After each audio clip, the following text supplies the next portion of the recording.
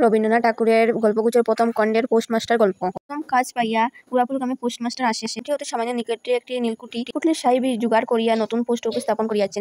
এর পূর্বে post office ছিল না। যে পোস্টমাস্টার গ্রামে এসেছেন তিনি কলিকাতা ছেলে। জলের মাল ডাঙ্গায় তুললে যেরকম হয়, এই গণ্ড গ্রামের মধ্যে আসিয়া পোস্টমাস্টার সেই দশা উপস্থিত। পোস্টমাস্টার কলিকাতা থাকায় তিনি সেই গ্রামের লোকের সঙ্গে মিশতে পারছেন না। হাতে কাজ অধিক নাই। কখনো কখনো দূরে একটি কবিতা লিখতে চেষ্টা করেন। চালার মধ্যে তার অফিস, অদূরে একটি পানা পুকুর এবং তার চারিপাশে জঙ্গল। পোস্টমাস্টারের বেতন অতি সামান্য, নিজের রাঁধিয়া খাইতে হয় এবং গ্রামের একটি পিতৃমাতৃহীন অনাথা বালিকা তার কাজকর্ম করিয়া দেয়, 4টি খাইতে পায়। মেয়েটির নাম রতন, বয়স 12-13, বিবাহের বিশেষ সম্ভাবনা দেখা যায় না। একদিন পোস্টমাস্টার নিজের মা, ছোট ভাই, দিদির কথা বলিতেন। অশিক্ষিত বালিকা রতনকে কিন্তু নীলকুঠির গুমাস্তাদের কাছে যা কোনো মতে উপস্থাপন করা যায় না। তিনি রতনকে বলতেন। রতনকেও জিজ্ঞাসা করতেন ওর মা বাবার কথা। দিন দুপুরবেলা পোস্টমাস্টার রতনকে বললেন যে তিনি ওকে পড়া শেখাবেন। সমস্ত দুপুরবেলা তাকে লইয়া স্বরে আ করিলেন এবং এইরূপে অল্প দিনে যুক্তাক্ষর উত্তীর্ণ হইলেন। শ্রাবণ মাসের প্রাতকালে পোস্টমাস্টারের ছাত্রীটি অর্থাৎ রতন অনেকক্ষণ দ্বারের কাছে অপেক্ষা করিয়া বসিয়াছিল, কিন্তু দিনের মতো যথাসাধ্য ডাক আসিল না পোস্টমাস্টারের। রতন কৌতূহলবশ ঘরের ভিতরে গিয়ে দেখে পোস্টমাস্টার শুইয়া আছেন। পোস্টমাস্টার বলেন যে ওনার শরীর ভালো নয়। পোস্টমাস্টার শরীর খারাপের জন্য মনে হলো যে দিদি বা মায়ের আদরের যত্নের প্রয়োজন। সঙ্গে সঙ্গে দেখলেন যে রতন জননীর আসন নিয়াছে। বৈদ্য ডাকিয়া আনিল, যথাসময়ে বটিকা খাওয়াইল, সারা রাত্রি শিহরে জাগিয়া রইল, আপনি পত্র রাধিয়া দিল এবং শতবার করে জিজ্ঞাসা করিল, আজ্ঞা দাদাবাবু একটুখানি ভালো বোধ হচ্ছে কি?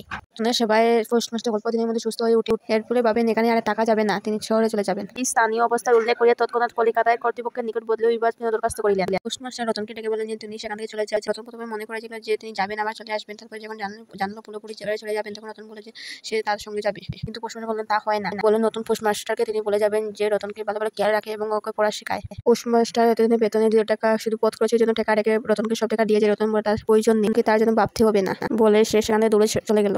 ভূতপূর্ব পোস্টমাস্টার নিঃশ্বাস ফেলিয়া হাতে কার্পেটের ব্যাগ ঝুলাইয়া, কাঁধে ছাতা লইয়া, মুটের মাথায় নীল ও শ্বেত রেখা চিত্রিত টিনের পেটটা তুলিয়া ধীরে ধীরে নৌকাভিমুখে চলিলেন। যখন নৌকায় উঠিলে এবং নৌকা চালিয়ে দেয়, তখন একটি সামান্য গ্রাম্য বালিকার করুণ মুখছবি যেন এক বিশ্বব্যাপী বৃহৎ অব্যক্ত মর্মবেদনা প্রকাশ করিতে লাগিল।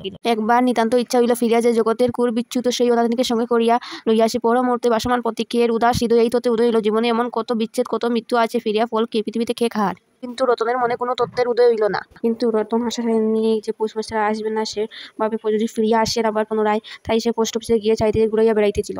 গল্পটি সেখানে সমাপ্ত। এটি লিখিত হয় 1298 বঙ্গাব্দে।